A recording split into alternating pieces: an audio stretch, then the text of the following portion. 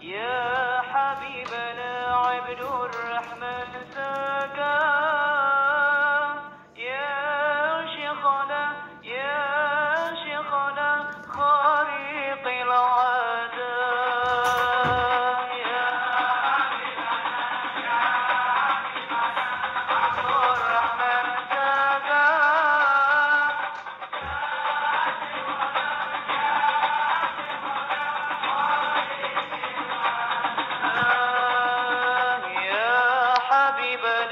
يا حبيبنا عبد الرحمن ساقا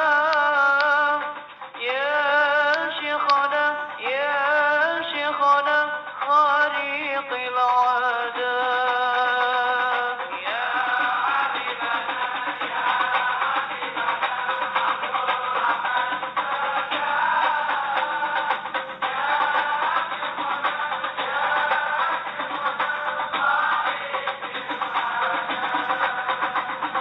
أنتم ولينا أنتم حبيبنا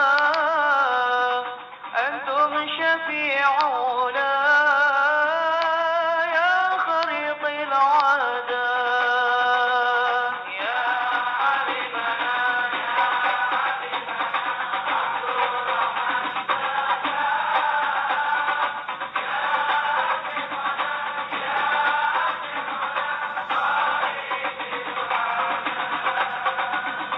أنتم سلامنا أنتم مددنا أنتم إيماننا يا خريط العادات يا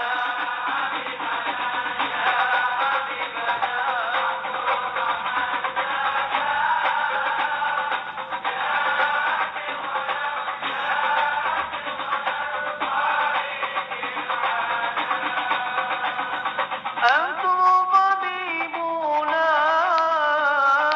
أنتم قلوبنا أنتم ساداتنا يا خريط العادات يا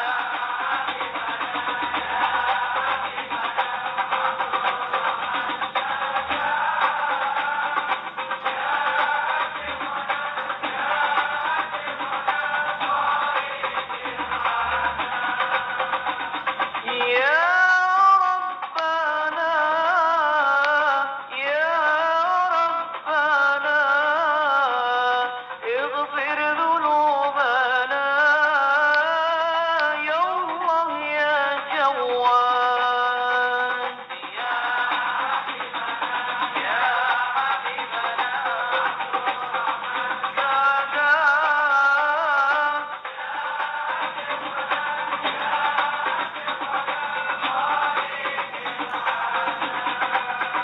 يا ربنا اغفر ذنوبنا يا ربنا أنت ربنا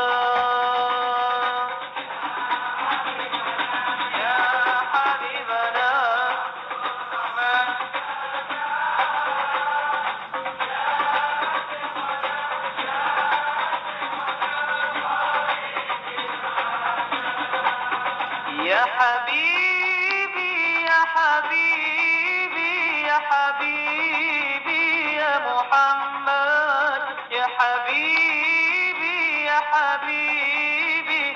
حبيبي يا محمد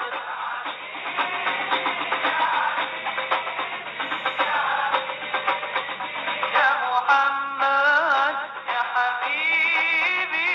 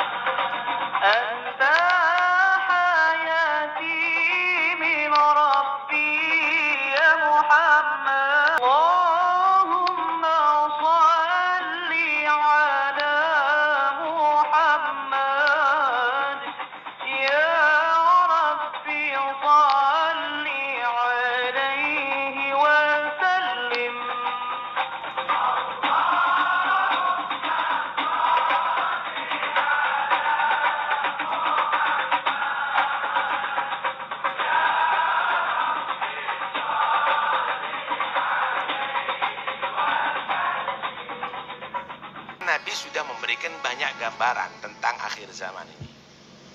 Nah, saya akan bawakan bagaimana luar biasa Nabi itu sudah memberikan satu warning, hati-hati di zaman ini. Kata Rasulullah SAW begini, antum fi zamanin kathirun fuqaha'u qalilun khutaba'u kathirun mu'tu qalilun sa'ilu wa sayati zamanun ala nasi zamanun kathirun khutaba'u qalilun fuqaha'u kathirun sa'ilu qalilun mu'tu. Sahabat, kata Nabi, kamu memang hidup ada di zaman banyak yang ngerti, banyak yang berilmu, sedikit yang ceramah, sedikit yang komentar. Banyak orang berilmu ngamalkan ilmunya begitu. Banyak pemberi, sedikit yang minta. Akan datang satu zaman banyak yang ceramah, sedikit yang berilmu. Banyak yang ceramah, subhanallah, nggak pernah belajar ceramah kadang-kadang. Sedikit yang berilmu, nggak mantap ilmunya, akhirnya fatwanya ngawur jadinya. Kemudian sedikit yang minta, sedikit yang memberi, banyak yang meminta. La ilaha illallah. Banyak yang meminta. Sampai kadang-kadang meminta kepada yang bukan muslim. Meminta kepada orang-orang ada di jalan-jalan, tapi sedikit yang ngasih. Gambaran itu persis enggak kira-kira dengan zaman sekarang? Masya Allah. Hadis yang lain pernah Nabi menggambarkan akhir zaman.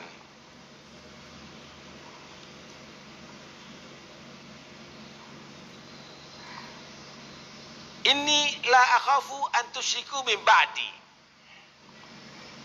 Dalam riwayat, mal fakru akhsha alaikum walakinni akhsha an tubsata alaikumud dunya fayadribu ba'dukum riqaba ba'din atau kama qala sallallahu alaihi wasallam.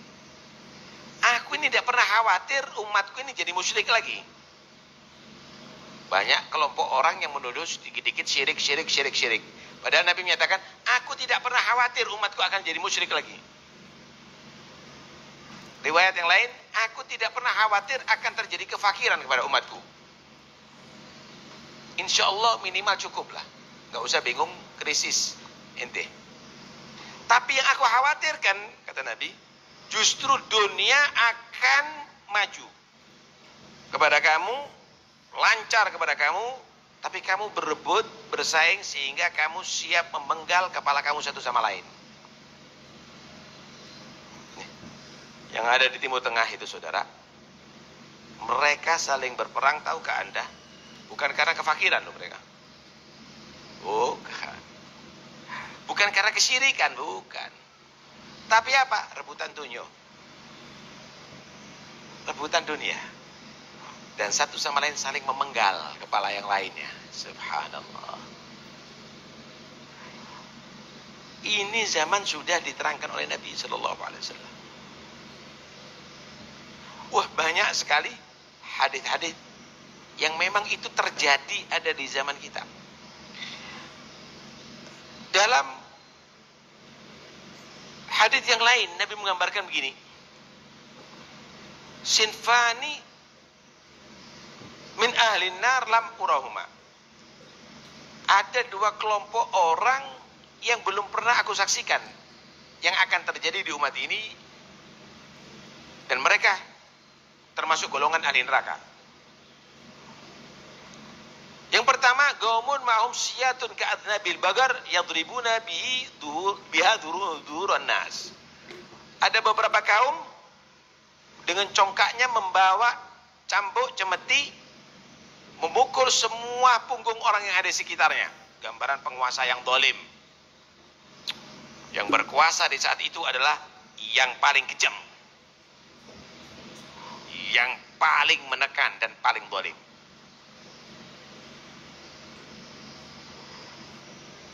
Yang kedua, kelompok kedua, wanisaun kasiyatun ariyat, perempuan yang berpakaian tapi telanjang.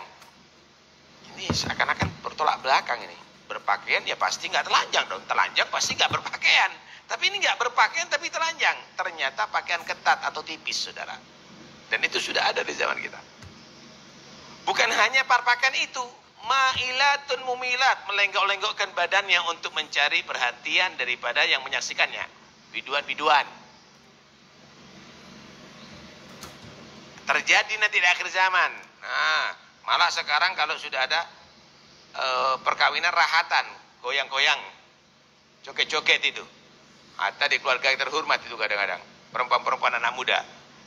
Ini disabdakan oleh Nabi. Ru'usuhunna ka'asnamitil bukhud. Kepala mereka mekrok seperti punuk-punuk unta. Rambutnya disasak. Rambutnya dibuat model-model. Ada yang model mekrok, ada yang model es krim, dan lainnya misalnya. La yadkhulna jannah. Perempuan yang demikian ini dinyatakan tidak masuk surga, wala yajidna rihaha.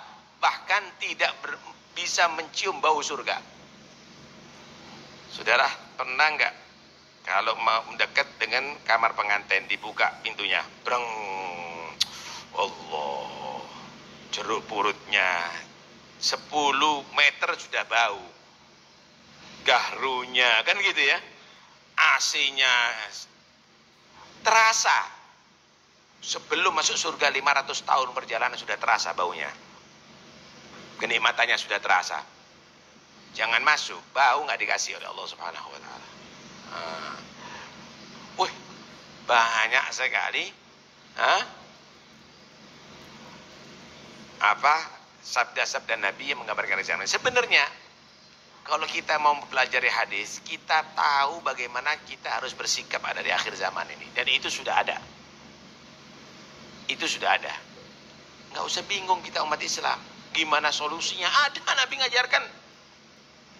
Bagaimana umat Islam? Ya begini memang. Di akhir zaman ya memang begini, Pak.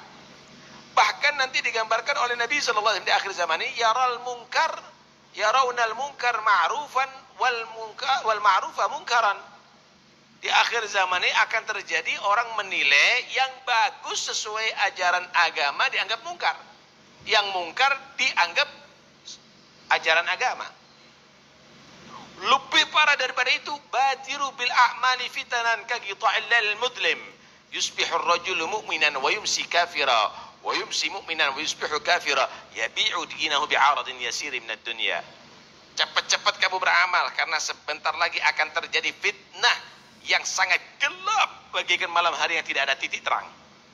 Bisa dibayangkan malam hari nggak ada api, lampu mati, nggak ada api, nggak ada bintang, nggak ada bulan. Nggak tahu arah kita, mana timur, mana barat, mana kiblat, mana masjid, mana itu, nggak tahu arah kita. Akan terjadi di akhir zaman. Gelapnya fitnah itu bukan fitnah urusan duniawi, tapi agama, saudara. Fitnah agama, fitnah pemikiran, sehingga pagi mukmin, sore kafir, sore mukmin, pagi kafir. Dibuat mainan agama. Kenapa? Orang sudah gandrung dengan urusan duniawi, menjual agamanya, menjual akidahnya karena urusan dunia. Ini gambaran ada.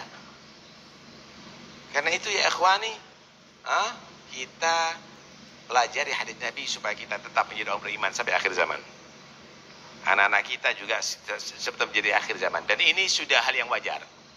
Tapi antum jangan khawatir. Tertekannya antum adalah kemenangan dari Allah. Kenapa? Bakal juga Nabi akan menggambarkan akan keluar seorang imam yang menyatukan semua umat Islam, itu Imam Mahdi. Ini kita nih ibarat orang yang hamil. Semakin gede, semakin gede, semakin gede, semakin sakit, semakin berat. Tapi kalau sudah 9 bulan lebih, lahir, habis. Muncul yang kita idamkan. Kapan katanya Allah menyatakan liyudhirahu 'ala dini kullih. Agama Islam ini akan dijayakan atas seluruh agama. Kapan akan terjadi? Nanti di zamannya Imam Mahdi atau Nabi Isa. Ada khilaf antara ulama. Yang jelas kemenangan tetap dari orang Islam. Cuma Anda sekarang lagi ada di zaman ujian. Hadits yang lain, Nabi SAW bersabda begini, Al-khulafa'u min ba'di 30 sanah. Thumma min ba'di dhalika mulukun adud. Khalifah setelahku 30 tahun. Setelah itu adalah pemimpin-pemimpin yang menggigit, artinya yang jahat. Kalau dihitung, Sayyidina Abu Bakar, Sayyidina Umar, Sayyidina Uthman, Sayyidina Ali, ditambah Sayyidina Hasan 6 bulan, itu adalah 30 tahun. Setelah itu adalah terjadi kekejaman. Terjadi kekejaman. Karena itu, kalau Anda mendapatkan pemimpin model apapun yang kejam, jangan kaget. Iya. Jangan berharap nanti akan seperti dulu, nggak bisa. Jangan berharap akan seperti dulu, nggak mungkin itu. Karena itu sudah disebutkan oleh Nabi. Sampai munculnya Imam Mahdi. Sampai munculnya Imam Mahdi. Ya ada sih. Tapi tidak lama. Seperti Sayyidina Umar bin Abdul Aziz. 2 tahun selesai. 2 tahun selesai. Ada mungkin pemimpin yang bagus, tapi tidak bisa lama. Kenapa? Karena sudah Nabi mengatakan, umumnya nanti pemimpin adalah adud. Mereka adalah kejam. Begitu. Wallahu a'lam.